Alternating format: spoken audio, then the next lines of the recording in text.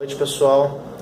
Hoje eu estou no Espírito Santo, vim para cá a trabalho e eu estou gravando esse vídeo porque eu gostaria muito de compartilhar um pensamento que eu tive essa semana. Eu tenho certeza que vai ser de grande avalia para muitos. Quando eu estava a caminho do Espírito Santo, eu decidi baixar alguns aplicativos para entretenimento meu e eu baixei um joguinho e outro aplicativo foi a Bíblia Sagrada. Como vocês sabem, eu sou cristão, né? E tenho como regra de prática e fé a Bíblia Sagrada, então eu gosto muito de ler, de estudar acerca da Palavra de Deus. E esse aplicativo é bem interessante, que ele tem um campo onde ele deixa alguns versículos diários, né, chamado devocional, para meditação, para estudo. Eu me apeguei muito a um versículo que ele deixou, que é o versículo 13 do capítulo 15 da Carta aos Romanos. Quem puder, tiver uma Bíblia, seria interessante acompanhar. Romanos, capítulo 15, versículo 13, diz o seguinte: que o Deus da esperança encha vocês de completa alegria e paz na medida da vossa fé, para que vocês transbordem de esperança pela força do Espírito Santo. Veja que interessante. Paulo, quando escreveu aos Romanos, quando ele desejou que Deus abençoasse aquele povo com alegria e paz, ele condicionou essa bênção à medida da fé que eles tinham em Deus. Isso é bem interessante, que nós podemos entender que tudo na nossa vida tem que ser na medida exata, né? Você não pode fazer nem a mais, nem a menos. Tem que ser na medida exata. E nessa ocasião, Paulo falou isso. Paulo desejava sim que eles fossem abençoados, porém na medida da fé que eles tinham em Deus. Agora vocês imaginem se eles não tivessem fé nenhuma em Deus, né? Então seria na medida errada. E logo Deus não iria abençoar esse povo. E fazendo uma aplicação desse texto na nossa vida profissional, para que a gente possa entender uma analogia, eu vou fazer referência à área mecânica, por exemplo. Hoje eu trabalho numa empresa que tem como escopo principal a manutenção mecânica de motores em geral. Eu estou aqui no Espírito Santo justamente fazendo isso. Eu trabalho na área da saúde e segurança do trabalho e estou acompanhando um grupo de mecânicos que estão fazendo atividade nos motores aqui de uma usina termoelétrica. E eu pude aprender um pouco com eles a respeito de alguns procedimentos, de alguns manuais dos motores, que eles me falaram acerca de uma palavra que eu nunca tinha ouvido falar antes, que era torque, né? É necessário que quando você vai montar uma peça ou vai fechar um motor, você dê o torque exato no parafuso, conforme manda o manual. Por quê? Se você der o torque inferior ao que manda o manual, você vai ter problema naquele motor, você vai ter problema na peça, né? E o problema vai ser ocasionado porque o parafuso vai afrouxar, ou o parafuso vai soltar. Isso pode causar um dano, de repente, até irreparável. Então, o manual diz o torque exato que deve ser dado àquele parafuso, né? O aperto necessário que deve ser dado àquele parafuso. O torque é o aperto. Então, nós podemos entender aí que existe uma medida exata, né, para se dar o aperto do parafuso.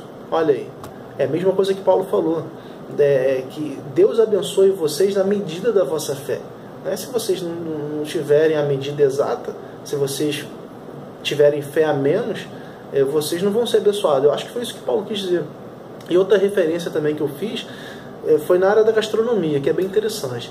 Se você prepara um alimento a fim de agradar alguém, uma pessoa que você ama, você vai para ali para a cozinha com muito amor e carinho, e você não tempera esse alimento na medida exata, né? Você deixa faltar o tempero e vai servir o alimento para essa pessoa que você ama. Você acha que a pessoa vai se agradar do alimento? Não vai. Não vai, porque o alimento está sem tempero, e alimento sem tempero é muito ruim, né? Ele pode até comer para não fazer desfeita, e se ele te amar também, se essa pessoa te amar também. Agora, essa pessoa com certeza vai preferir um alimento melhor temperado, né? E quando Paulo escreveu a carta aos Romanos, foi diagnosticado pelo menos 2 grupos de cristãos naquela época. Eram cristãos considerados fracos e cristãos considerados fortes, né? E o Paulo se encaixava nos cristãos, obviamente, considerados como os fortes. E nós temos referência nisso no capítulo 15, mas no versículo 1, logo no comecinho do capítulo 15, que diz o seguinte: Paulo fala: nós que somos os fortes devemos suportar as fraquezas a franqueza dos fracos e não procurarmos o que nos agrada. Vejam bem, Paulo se considera forte nessa ocasião, mas eu estava fazendo um estudo acerca do que era forte, o que ele entendia como forte, né? E eu procurei no original, porque essa carta aos Romanos foi escrita em grego, o original era o grego, e a tradução ela dá margem a umas interpretações, né? Então eu peguei no original da palavra forte, que quer dizer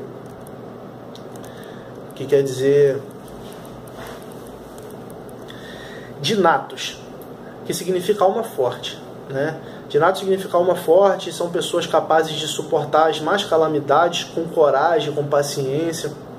Paulo se considerava uma dessas pessoas, né? Então podemos entender que uma pessoa que tem isso que eu acabei de falar como característica é uma pessoa forte, uma pessoa que tem fé, e logo uma pessoa que tem fé ela consegue agradar a Deus e conseguir essas bênçãos. Então Paulo se considerava uma pessoa forte. Porém, tem outro grupo também que eu acabei de falar, que são os cristãos que eram considerados por Paulo como fracos, né? E a palavra grega no original para fraco significa astênio, que indica fraqueza, indigência, impotência, falta de força por vários motivos. E essa palavra, no Novo Testamento, ela foi usada cerca de 40 vezes. Sabe para quê? Para designar pessoas com problemas físicos, doentes físicos, né? Então, já que ela foi aplicada por Paulo, essa palavra original grega, para apontar pessoas com problemas físicos, doentes físicos, não seria exagero nenhum, como Paulo usou essa palavra fraco, entendermos que pessoas que são fracas na fé, elas têm um tipo de doença, uma fé enferma, né? Uma doença na fé. Então, isso é muito preocupante, né? E um teólogo muito famoso, que já escreveu vários livros, inclusive eu tenho alguns livros dele, chamado John Stott, ele afirma o seguinte: o que falta para um fraco não é força de vontade, e sim liberdade de consciência, né? E para John Stott, naquela época, existia pelo menos 4 possibilidades de pessoas fracas na fé, mas eu quero citar uma delas, que eram os judeus cristãos, né? Considerado por John Stott as pessoas que viviam uma prática religiosa judaica conforme os costumes, os preceitos, e se converte, reconhece Cristo como Messias, como Senhor e Salvador, porém eles viviam numa prática religiosa a vida inteira. Então é muito difícil largar por completo essas práticas religiosas. Eles eram muito ligados ainda na questão de alimentação, os alimentos limpos e a guarda do sábado, e podemos ter referência disso também em Romanos, no capítulo 14, no versículo 14 ao 20. Tá? Aí eu queria fazer uma pergunta a vocês. Em que grupo você se assemelha? Forte ou fraco? Se você se assemelha no grupo forte, eu posso afirmar que com certeza você passa por muitos problemas. Sabe por quê? Porque Paulo, ele afirma ser forte. Mas, lá em 2 Coríntios, capítulo 12, versículo 10, olha que interessante. 2 Coríntios, se quem tiver Bíblia, se puder acompanhar, vai ser bom. Capítulo 12, versículo 10. Ele fala o seguinte: e é por isso que eu me alegro nas fraquezas, humilhações, necessidades, perseguições, angústia, por causa de Cristo. Pois quando estou fraco, então é que sou forte. Olha aí, vocês perceberam a ênfase? Quando estou fraco, então é que sou forte. Ou seja, ele é forte, mas ele precisa reconhecer a sua fraqueza, a sua condição de um homem fraco, né? Então, qual é a conclusão que eu chego? Uma pessoa que reconhece que ela mesma não se basta, ela não é autossuficiente, ela precisa de Deus, ela reconhece que é fraca, que só ela mesma ela não vai conseguir. Isso é uma forma de reconhecer a sua fraqueza diante de Deus. Então o que você faz? Nós vamos buscar intimidade com Deus. Vamos buscar um relacionamento com Deus. E nós vamos nos tornar fortes. Nós vamos deixar de estar fracos para ser fortes, né? Porém, nós precisamos reconhecer a nossa fraqueza. Isso é um fato. Então, galera, o que eu tenho para dizer para vocês? Eu gostaria de concluir essa minha reflexão entendendo que talvez eu tenha deixado claro o porquê de muitos problemas. Às vezes acontecem alguns problemas na nossa vida, com certeza tudo é por permissão de Deus. Nada acontece no mundo sem a permissão de Deus. Então, às vezes nós ficamos murmurando, nós não entendemos algumas coisas que acontecem na nossa vida, mas é necessário que existam os problemas. Cristo falou, nesse mundo tereis aflições, mas tende bom ânimo, porque eu venci o mundo. Então, é necessário sim que os problemas existam para que nós possamos reconhecer nossa condição de fraqueza e nos aproximar de Deus. Porque, imaginem só, se o mundo não tivesse problema nenhum, todos os seres humanos seriam autossuficientes, logo afastados da presença de Deus. Porque um ser humano autossuficiente, ele mesmo se basta. Ele não precisa de nada e nem de ninguém. Ele não vai precisar de Deus. Então Deus permite sim que os problemas existam nas nossas vidas para que nós possamos reconhecer que somos fracos e só podemos nos tornar fortes mediante a graça de Deus. Precisamos nos aproximar de Deus. Então, essa é a ideia que eu tive acerca desse versículo. E eu queria concluir em toda a história da humanidade, quem deu a maior prova de amor foi Jesus Cristo. Ele morreu na cruz para que os meus e os seus pecados fossem perdoados. Jesus Cristo, ele já provou que te ama. E você? Você ama Jesus? Eu tenho certeza que muitos agora vão dizer que sim.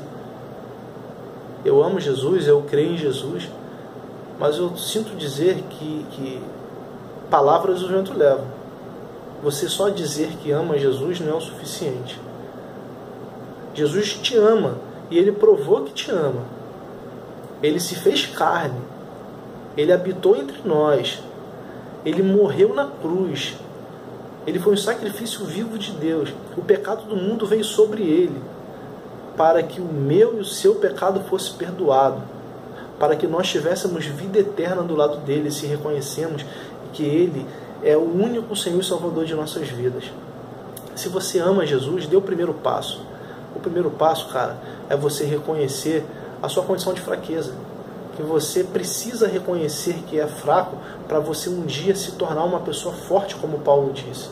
E se você se torna uma pessoa forte, automaticamente você vai conseguir agradar a Deus, porque você vai ter fé.